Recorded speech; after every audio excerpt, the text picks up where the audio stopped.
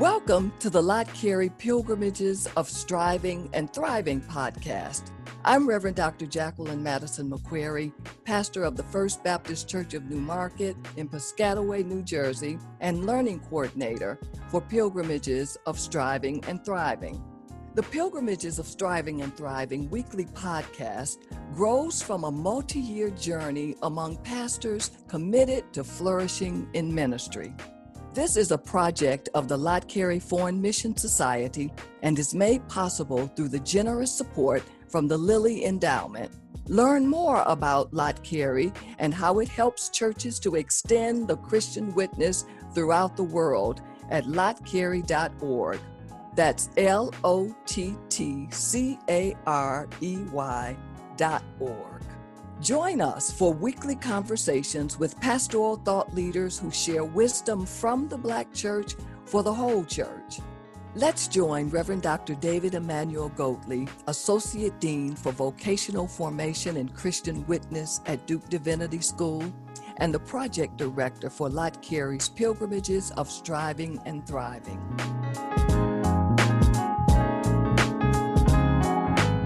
We rejoice to welcome to the Pilgrimages of Striving and Thriving podcast today, Reverend Dr. Jacqueline Madison-McCreary.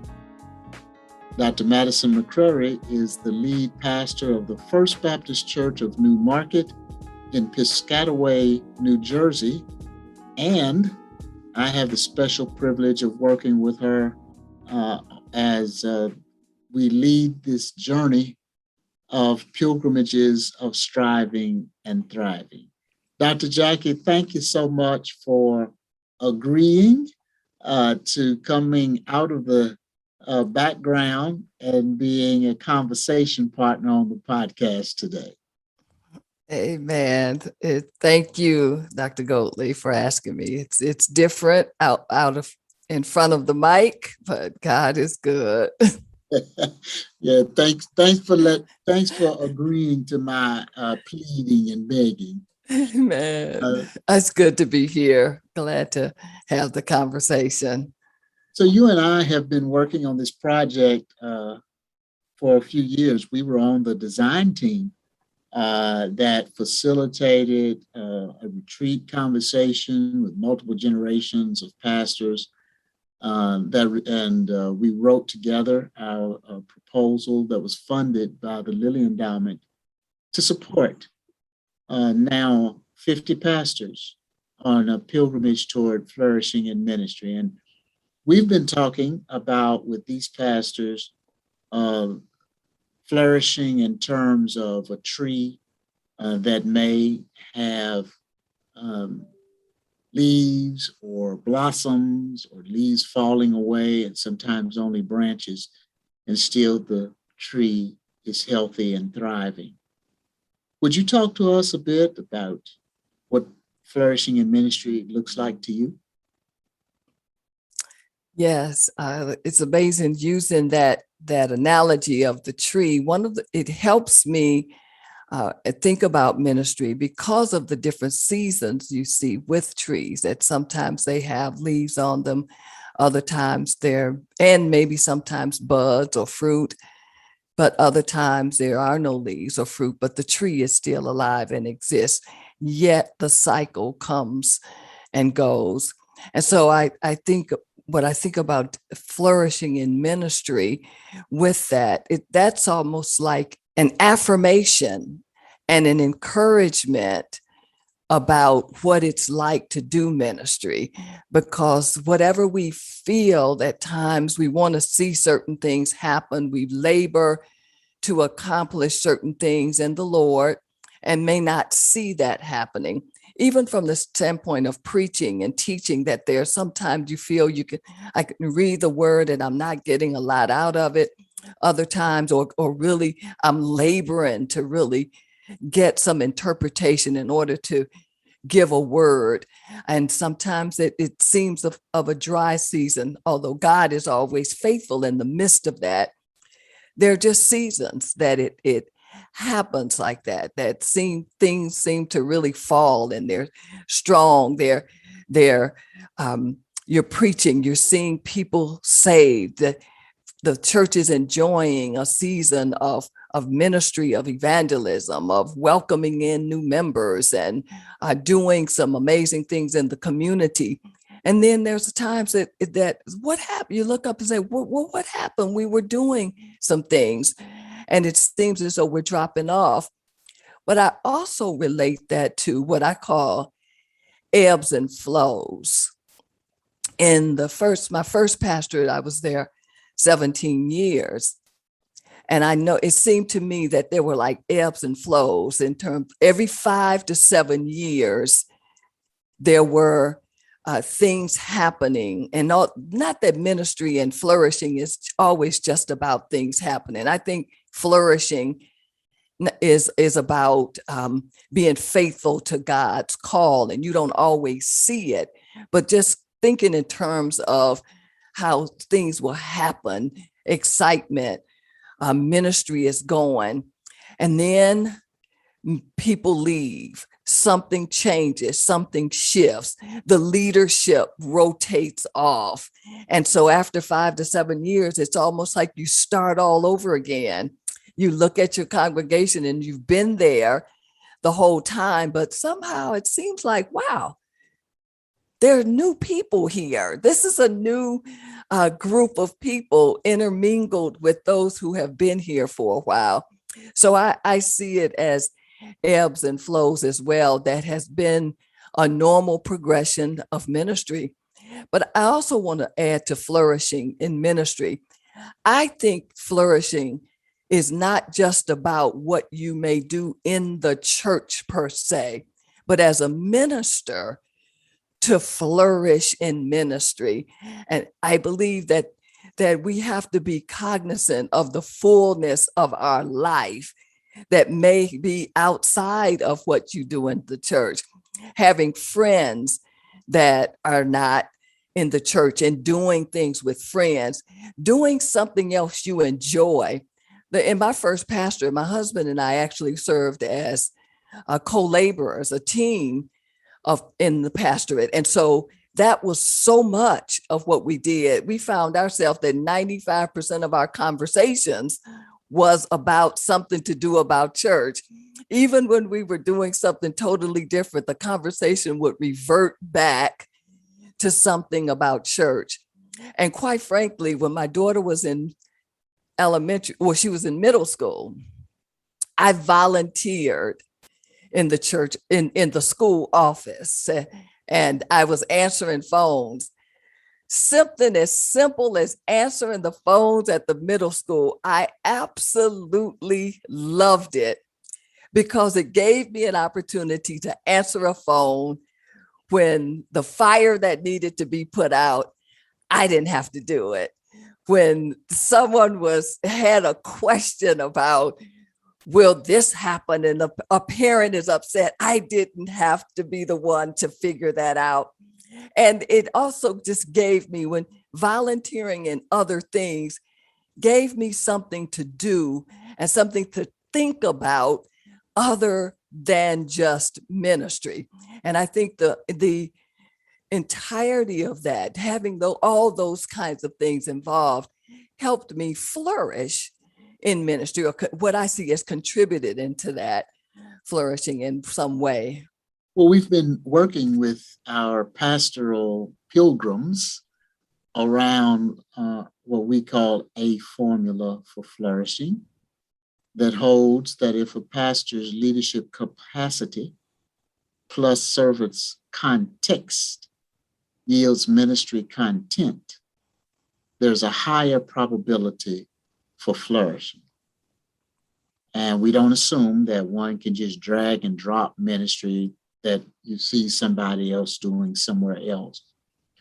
So can you talk to us about how your context of service has informed your content of ministry? And if you don't mind, because you have pastored in Virginia in a suburban setting, and now you pastor in New Jersey in an urban setting.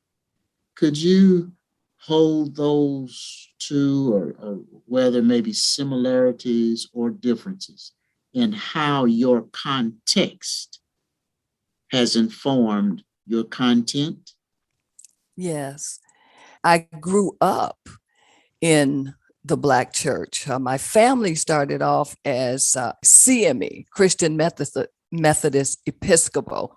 And so in early days, and then I started going with my friend up the street to the Baptist church about six blocks away. And that's where I attended myself with her all of my life. So I grew up in that Black church, and even the CME church was Black. When my husband and I served our church, and with my first pastorate, it was in predominantly Black church. He did pastor once, and I was not in ministry with him. And that again was a Black church. So the singing, the context, all of the things about that I knew about the Black church and had grew up in that, it was just second nature by the time I became a pastor of a predominantly Black church. And so now the context moving, not, and it was, as you said, in the suburbs of Virginia. So now in New Jersey, not only is the community context changed being in the city, but I am now pastoring a multi-ethnic congregation that has historically been a predominantly white church. It's 169 years old, but predominantly white in its origins. But down through the years, things have shifted. And New Jersey, in the area we are, is very multi-ethnic. And so I have members who are from the Philippines, India, Honduras, Jamaica, Haiti, Ghana, Trinidad, Japan. And this is the Caucasian Americans, and very few African Americans. And so looking at my context, when I preach and think, because part of that, your context is when you know your congregation, you think of examples and various things in your preaching mode to get a message across to them. And I found that some of the things that are most natural to me is not, if you were going to use an example about food or whatnot, you say macaroni and cheese, fried chicken, your in the African-American context, yes. But while my folks may eat that, by generally looking at the context, they're it's enchiladas, it's falafels, they're different kinds of foods and different kinds of examples and so forth, to take into consideration my members and what is important to them. There's a lot of the issues that impact the people I serve now are different from the issues that I served in my previous church. When there are earthquakes and floods in the Philippines or Japan, I have people who are literally affected by that.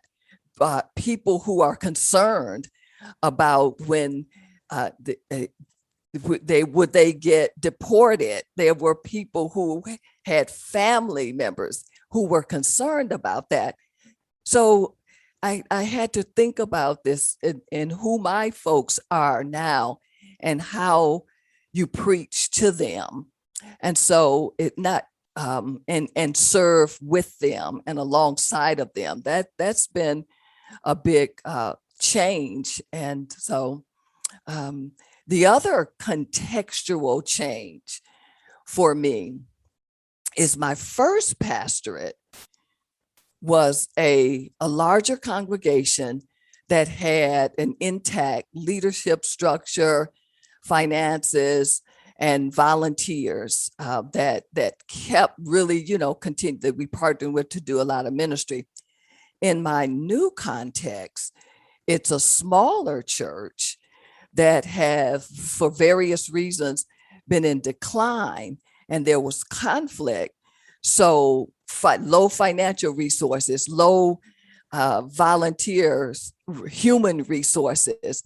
And so I find myself as a pastor having to do much more hands-on things than I did in another context, just from, balancing the checkbook, or if something needs to be, when we had to switch. The COVID also changed the context again, because we were not on any type of social media. And when COVID shut us down, we had to figure out how to do this online. And so I'm not a highly technical, I don't do a lot of social media. So this was a very significant shifting in the context for me too, to learn how to do this online. And so your context really do shift, and you can't just take a sermon somewhere else and drop it here, just like you ministry, the context we were saying, you can't just read a book or something and drop it into every context, but you really have to know that environment, and your context changes, shifts, and challenges, I think, us as a pastor. And I have had some of those challenges in myself. Not that the new context is bad. It's a different context that draws on a different set of skills in some ways, and knowledge that keeps it real. Even with all of your experience and your training and your training outside of ministry, I know you have human resources background, adult education background, administrative background, but it seems like even with all of that, still being in a really different context is an opportunity for you to stretch and be challenged. Yes, it is. Yes, it is. That's why I said God just keeps pulling us, and I always say God though helps us to do what it is that we need to do. An interesting piece that I've noticed about context, even though sometimes a context changes, there are certain similarities though that I think are universal, and pain is universal. The pain that people experience when relationships that they have been involved in, when with people who they have worshiped with, been friends with, and things happen, that pain is universal. When things happen in someone's life, or death in the family, or struggling with the sickness, that kind of pain is universal. And so there is a fundamental humanity that, regardless of how a context may change, is still a common denominator that I think Jesus' love and God's love is meant to share with all people. Another commonality and universal piece, I believe, is God's love. Love does not, real agape love has no boundaries. And I believe everyone, it should feel and would like to feel loved and wanted and valued and appreciated, especially in the church setting. So I think regardless of what the context is, those are two fundamental realities. And I think Christian theologies, Christian principles, Christian activity that is so fundamental that it can go, should go, and has gone with me everywhere I may trod. And one of my desires is to share that love and to help people walk through their pain. One aspect of our formula has to do with how context informs content of ministry. But another one has to do with capacity of a pastor and how a pastor's capacity contributes to content. Could you talk to us a bit about how you have either experienced personally or witnessed how a pastor's capacity contributes to the content of ministry? Capacity in ministry, and capabilities and capacity, kind of looking at that together. As you mentioned earlier, I do have a background in training and development, and I consider myself a lifelong learner. That's what we call ourselves in that arena. And that has really helped me develop a capacity to facilitate learning.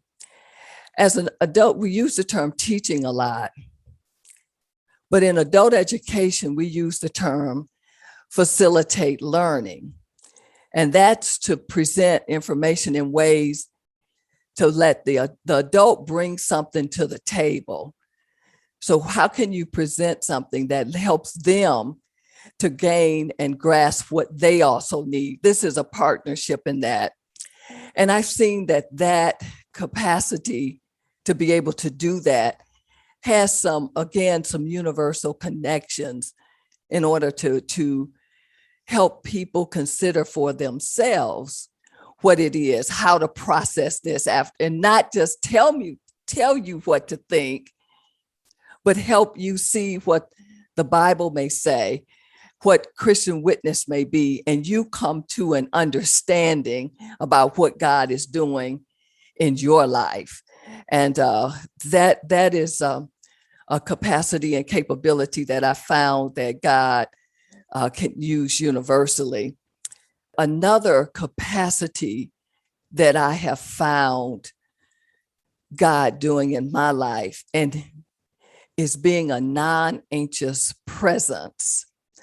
And I actually developed that through athletics, I think, because I sit down and have thought, because I've gone into situations where when anxieties are high and everybody's upset, part of what helps to calm the water, so to speak, is that there's someone there that is not anxious, And so I didn't realize what that was until after even I was placed in my new assignment, and I was reading some things about how to work lifelong learning, continuing to read some resources and things to help me understand the context of what I was dealing with, discern what God would have me to do, and how God would help me to lead the people that I'm pastoring now. And that non-anxious presence came up. Who's that? Where you can just be with people in the midst of the pain, not try to fix it, not try to condemn anybody for that, but just kind of, okay, when everything else is up in arms, just be. And I developed that. I know part of that is from being an athlete. And because, that's a strategy used in athletics to get the other team so angry that they lose sight of what they're doing. I played volleyball, and we used to look at who's the leader on that team, who had the worst attitude, and we would target that individual and those individuals who were like that, and really, spike the ball to them, do things to make them upset. Because if that key leader on that team would get so upset, she'd start yelling at the other players on the team. And when she started yelling at the other players, then they got upset and the team fell apart many times. And so I think that in the church, if we want to use spiritualized terms, the enemy finds, who the enemy can use to upset the congregation and to create these this disruption. And so it is so important, because the ones who can keep their composure, understand what's going on, read it. Volleyball was all about reading. Where's the ball right now? And where should I be on the court when the ball is where it is on either side of the court? And I found that to be very, very helpful in pastoring, particularly when you're working with people where there is pain in the midst. But no matter any type of situation, even where there's conflict, that can be an important reality.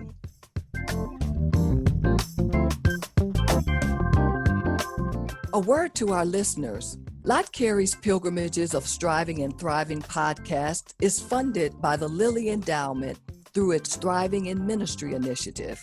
We'll be right back with more from the interview. Since 1897, the Lott Carey Global Christian Missional Community has helped churches to extend the Christian witness around the world.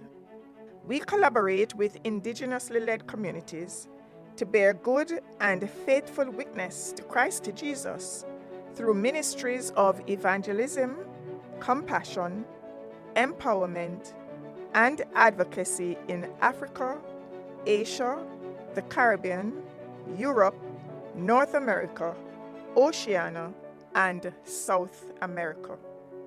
Together, we are touching lives with transforming love. You too can help to extend the Christian witness throughout the world. Visit us at lottcarey.org. That's LOTTCAREY.org.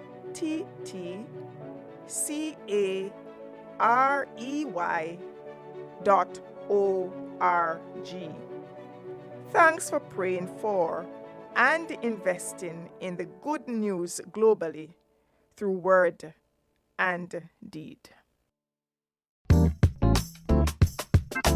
Welcome back to the Lott Carey podcast, Pilgrimages of Striving and Thriving. I'm Reverend Dr. Jacqueline Madison-McCreary, the Learning Coordinator of Lott Carey's Thriving in Ministry program. Each week in this podcast, my colleague, Reverend Dr. David Emmanuel Goatley, interviews a prominent Black pastoral leader to gain insight for flourishing in ministry. Dr. Jacqueline Madison-McCreary, you are an experienced leader. You have multiple degrees, formal education, continuing education. So you're a strong leader. But one suspects you have not always been as strong a leader as you are today. Could you talk to us about an area of leadership where you had to develop as a pastor? Yes.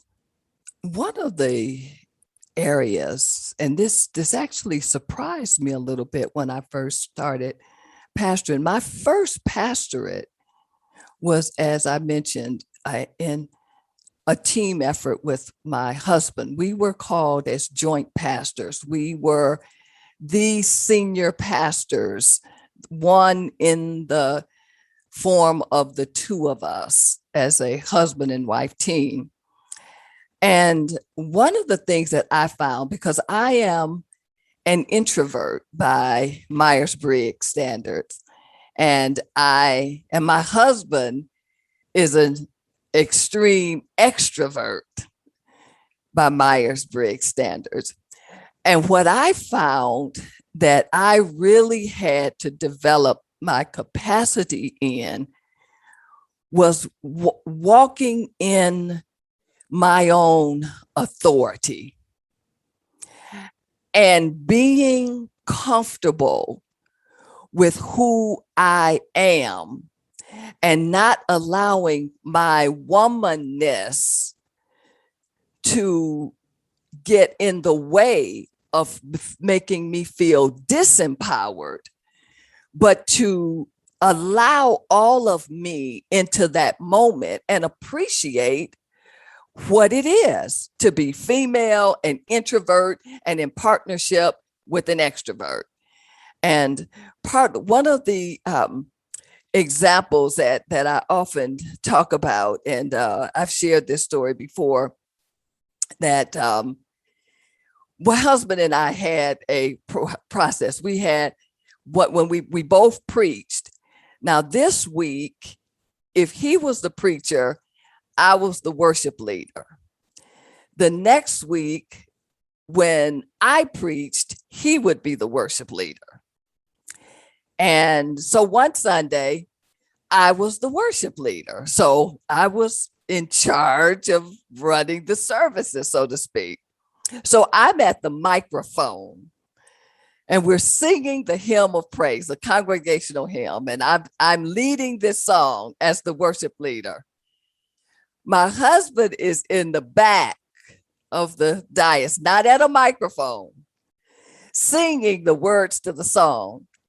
And he was so loud that the congregation was listening to his words and he was singing the wrong words. And so I'm like, wait a minute. And I'm looking at this stuff, kind of male female stuff, like, look at this, I'm leading and they're following him and he's saying the wrong thing. So, and I was thinking, I said to him at one time, look, you got to pull it down. When I'm in charge, you got to pull it down. And then, and I found what I was saying is that you need to decrease so I can increase. So in a sense, I am trying to lift myself up by bringing somebody else down. And the Lord showed me, look, no, daughter. Your husband is who he is. You need to be able to allow him the freedom to be who he is. And you need to, daughter, be who you are. You need to be who you are. And the biggest thing was let him be who he was. And that really hit me. I'm like, okay. He can be who he is. And I can be who I am. And in the context of that, there might be moments when I'm leading the song at the pulpit and he's louder than I am and singing the wrong words and they're following him. So, okay, Jack, how you going to handle that? Stop. I stopped the singing and we're going to start this over again, and we just had fun. And it was, and the congregation seems to appreciate that. But that was one of the stepping into the leadership role. I really had to learn. I think and of course, now that when I'm pastoring now, I'm the solo pastor. So I don't have an equal partner for which I share the pastoral function with. I'm the sole pastor. So that's a different contextual frame for me. But I learned when I was in a joint pastorate, be who you are. Be who you are. Be a woman, be a feminine if you like, and be introverted, but be you. Walk in your power, walk in your authority, just how God created you to be. You're not in competition with anyone. You're here to serve God.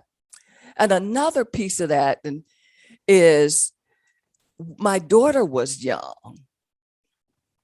She was about 8 years old when we started this. And so I was bringing her to church, pick her up from school, had evening meetings.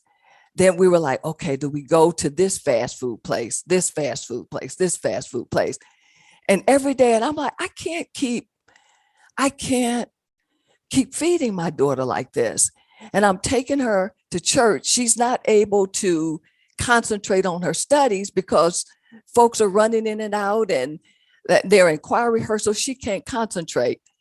And so it was important to me as a mother to make sure that my child had good food in the evening, a place to study. And I wanted to do that. And so that was just the mother in me. And so I have to admit, I struggled a little bit at first because I'm like, okay, if I do this, then I won't be around. And they'll see him more as the pastor as they see me as the pastor. But I said, Jack, you got to let that go. You're a mother. Be a mother and be a pastor. And when you walk in that with strength, with excitement, with joy, it really makes a difference. And I don't power struggle with people about the pastorate because I learned you are who you are. And that in and of itself cause you are who you are. So you be who you be. I don't have to fight or power conflict with that. And so while I was joint, I didn't do that. And as a solo pastor, I don't power struggle with people about who's in charge or do they understand? And is this something about my femininity? Thoughts may come up. There are realities that we have to face, but those aren't my issues. What brings you the most joy as a pastor? I tell you, the most joy I have several things. Seeing people grow in their faith, light bulbs going off and seeing Christ in a new way that opens up to them and God. I love that. Another thing that brings me joy is seeing people have fun in church, from the adults to especially the children and the youth, to have fun in church. It's, so often church becomes this stuffy place. You have to sit in your seat. You have to be quiet. I love seeing the babies run around and dance when the music comes on. And, even sometimes we've had children that have special needs and they might scream during the middle of the service or what, but just to have fun in church, I think is getting the word, but enjoy it. That is something that brings me a lot of joy, and seeing that happen. And also when God shows me something in a text, like, whoa, I didn't see that. That's also a lot of joy for me. What's the best advice someone gave you about being a pastor? Dr. Goldling, one that is just to love people. And no matter what, just love people. The second thing of advice that I have pulled and gleaned is that, as for being a pastor, is that you have to get used to people leaving. It's always a hard piece as a pastor when you see folks leave the church. And you always wonder, have you done something wrong? Have we failed? Is something not going right? And but I found that people leave for various reasons. They relocate. They have another job. They might even move across town, and now it's easier to drive to the church 5 minutes away than to drive 45 minutes to church. Jobs transfer. So coming to grips with that was a important reality for me, and I had that experience that someone I just never would have thought left the church. Things were going well. They were leaders, just doing. We thought everything was well, but there was a decision made that they just didn't agree with, and as a result, they left the church. It broke my heart. Broke my heart. But I don't adopt this as a defense mechanism, but that is something that I heard in a preaching conference once as talking to preachers, is that is something we have to get used to. And I've seen that to be true, that people do come and they go, and we have to learn how to just handle it without a lot of over emotion up when they come and a lot of over emotion down when they go. And another advice that was given to me, and this wasn't necessarily about to me as a pastor, but a doctor told me once, you need to take care of yourself as if it's a second job. And that always stood in my mind, because in the busyness of pastoring, the ongoing nature of pastoring, it is very easy to neglect yourself. You care about everybody else, but you care for yourself. I can go a whole day without eating and various things. And the doctor said, take care of yourself like a second job. And that let me know, this is not, you have to work at this. It's not just easy, but that was some advice that I have truly worked on applying. There are people who are preparing to be pastors. There are some who are active pastors.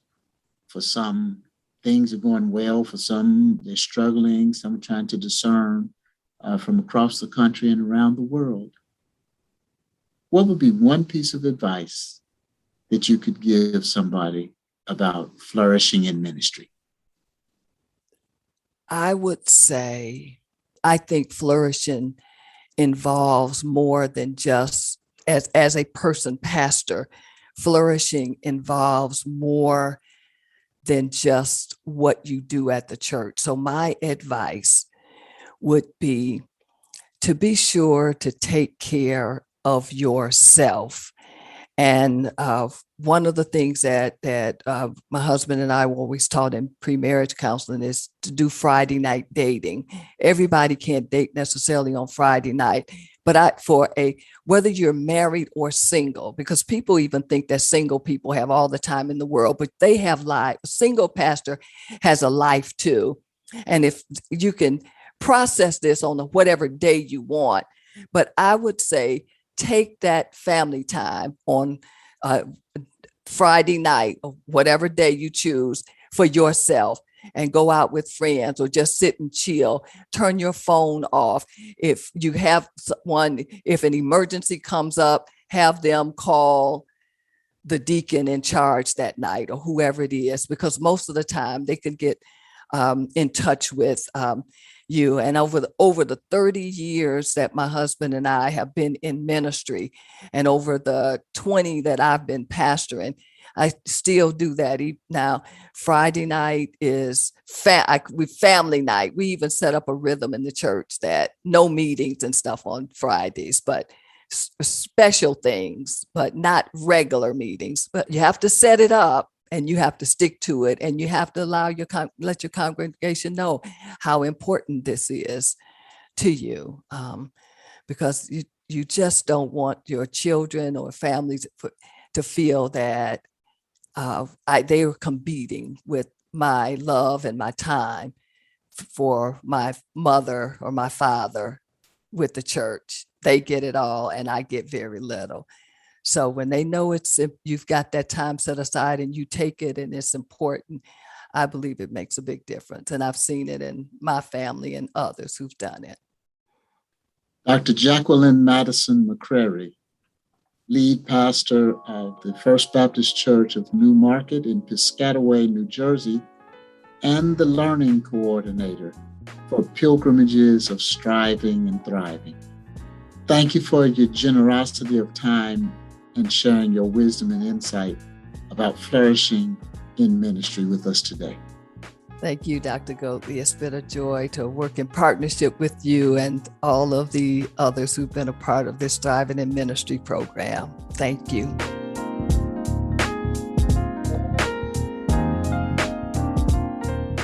Thank you for joining us today for Pilgrimages of Striving and Thriving, a weekly podcast from Lott Carey as we listen in on conversations with prominent pastoral thought leaders.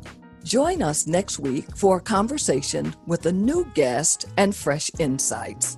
Wisdom from the Black Church for the whole church. I'm Reverend Dr. Jacqueline Madison-McCreary.